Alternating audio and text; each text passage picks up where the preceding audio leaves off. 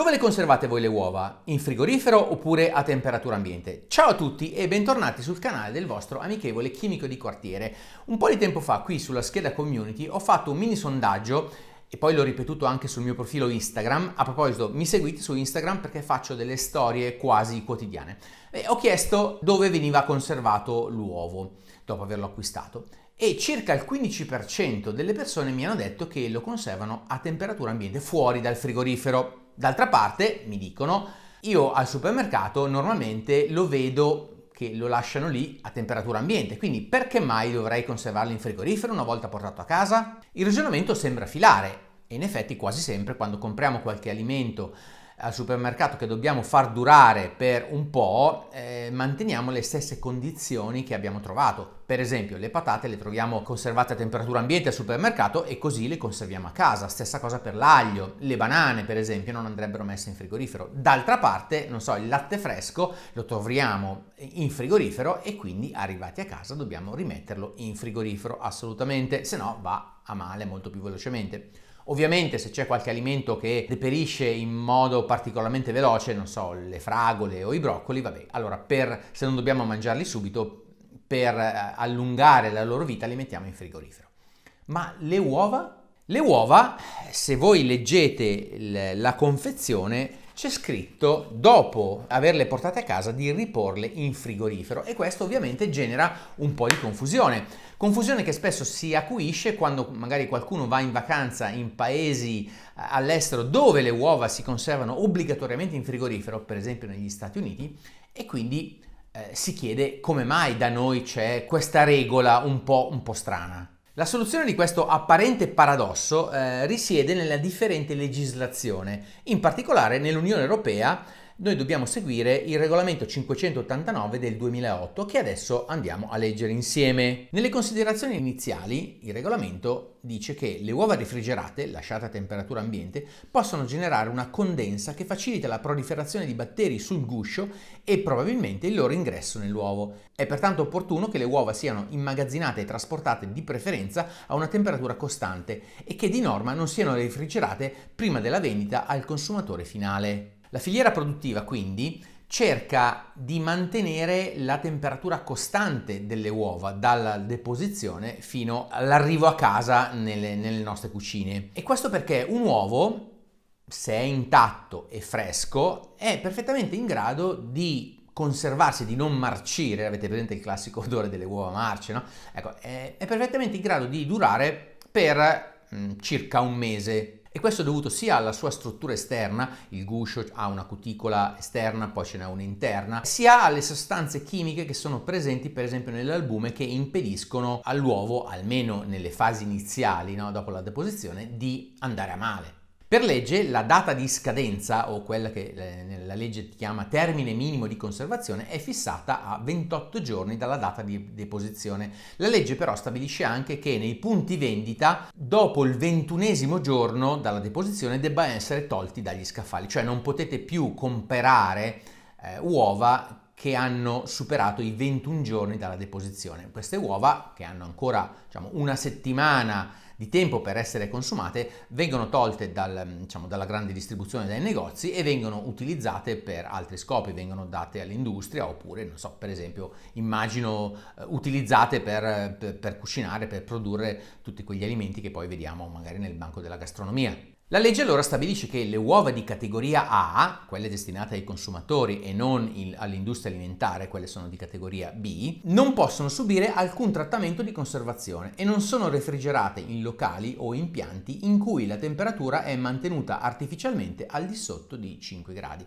Quindi la legge si preoccupa del fatto che se tutti i supermercati, tutti i negozi tenessero le uova in frigorifero, noi andiamo lì, le acquistiamo, poi andiamo a fare il resto della spesa, magari andiamo in giro. Ora che arriviamo a casa si è creata così una condensa, quindi dell'umidità, delle gocce d'acqua sulla superficie dell'uovo e lì i batteri, soprattutto la salmonella, che è il batterio che crea più, problemi per quel che riguarda le uova, potrebbe proliferare. La legge stabilisce anche delle eccezioni che ora andiamo a leggere. Non sono considerate refrigerate le uova che sono state mantenute ad una temperatura inferiore a 5 gradi durante il trasporto di una durata massima di 24 ore, oppure in un punto vendita per una durata massima di 72 ore. Ci sono alcuni supermercati quindi che le tengono a temperatura ambiente, altri che le tengono in una zona fresca, ma al di sopra dei 5 gradi. Altri ancora ho visto che usano dei frigoriferi, quindi tra 2 e 4 gradi, però per legge queste uova non possono stare lì per più di 72 ore, cioè per più di 3 giorni. Questo per quel che riguarda i punti vendita. Arrivate a casa però, la cosa migliore che possiamo fare è metterle in frigorifero per 2 motivi.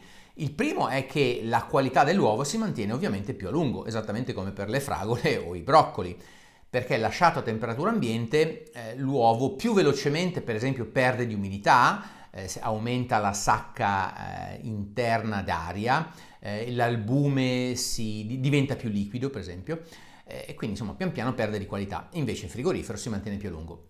Il secondo motivo è che la salmonella eventualmente presente sia sul guscio sia all'interno, in frigorifero non prolifera, però a temperatura ambiente questa può pian piano iniziare a proliferare. Se avete sentito che la salmonella è presente solo sul guscio, questo è errato. La salmonella può entrare nell'uovo addirittura nella fase precedente alla deposizione, quando l'uovo si sta ancora formando all'interno della gallina. Per lo stesso motivo, per le stesse precauzioni, la legge vieta che nello stabilimento di produzione, nell'allevamento, le uova vengono pulite o lavate, e questo serve per invogliare i produttori a mantenere la miglior pulizia possibile. Leggiamo ancora il regolamento. In generale è opportuno che le uova non siano lavate o pulite, perché simili pratiche possono danneggiare il guscio, che possiede una serie di proprietà antimicrobiche e costituisce un'efficace barriera contro le contaminazioni batteriche.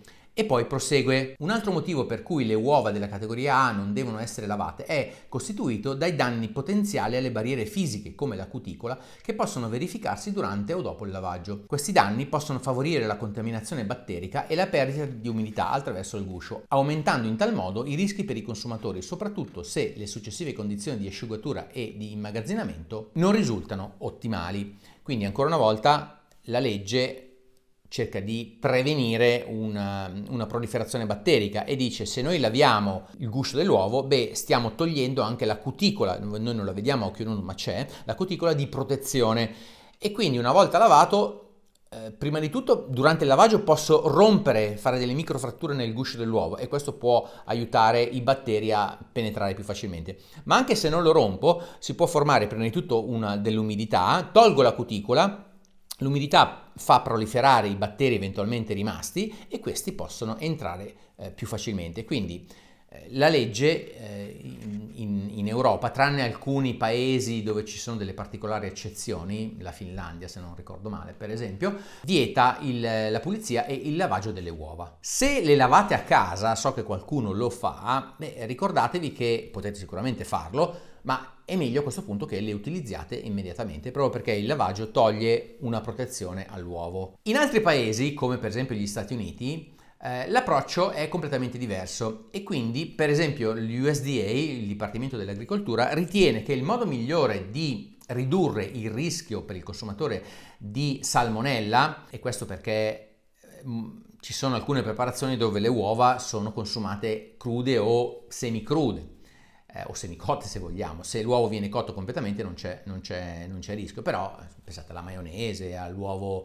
ancora dove il tuorlo è ancora semiliquido e così via. Lì se c'è la salmonella, insomma, può essere un problema. Dicevo, allora, siccome in quei paesi gli allevamenti hanno delle condizioni igieniche inferiori a quelle che abbiamo noi in Europa, in più in Europa c'è anche una campagna di vaccinazione delle galline ovaiole, ma magari ne parliamo un'altra volta, della salmonella in particolare, negli Stati Uniti allora si impone per legge che subito dopo la deposizione le uova vengano lavate con un disinfettante sostanzialmente. Questo disinfettante cerca di eliminare la salmonella e gli altri batteri che sono presenti sulla superficie. Ovviamente non può eliminare i batteri che eventualmente sono già presenti all'interno dell'uovo, in particolare di solito sono nell'albume. Questo però ha una conseguenza, e cioè che la cuticola esterna che protegge l'uovo viene eliminata da questo lavaggio e quindi da questo momento in avanti l'uovo risulta suscettibile a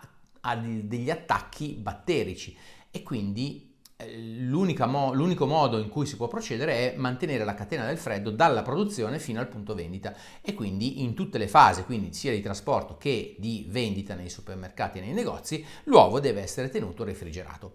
Sperando poi che quando il consumatore lo compra e prima di portarlo a casa non stia in giro troppo, perché a quel punto si potrebbe creare appunto la condensa, come dicevo prima, e quindi sviluppare una salmonella. Quindi questo è, diciamo, il ragionamento che sta dietro alla legge e il motivo per cui la cosa migliore che possiamo fare in qualsiasi condizione noi troviamo l'uovo al supermercato è quello arrivato a casa di metterlo in frigorifero. Oggi video corto, quindi ho la possibilità, come ho fatto altre volte, di dare dei consigli di altri canali di divulgazione scientifica da seguire o comunque da dargli un occhio e poi decidete se vi possono interessare o meno.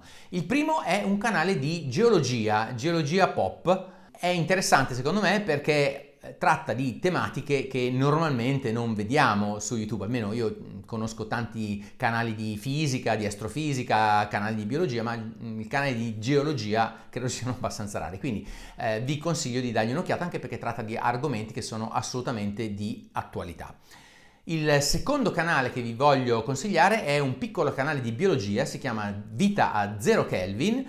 Ci sono tutta una serie di video molto interessanti secondo me, per esempio quello sulla resistenza agli antibiotici. Dateci un occhio, è un canale molto piccolo ma che secondo me merita di essere supportato. Il terzo canale che vi suggerisco oggi è un canale un po' più grande, è un canale di fisica che in realtà è a metà tra la divulgazione e la didattica. Il canale si chiama Random Physics e lì potete trovare dei video di divulgazione. Uno che mi è piaciuto molto è quello del calcolo della distanza Terra-Luna, che possiamo fare così noi, oppure trovate anche delle cose di didattica anche abbastanza, diciamo, approfondita, per esempio sulla relatività generale.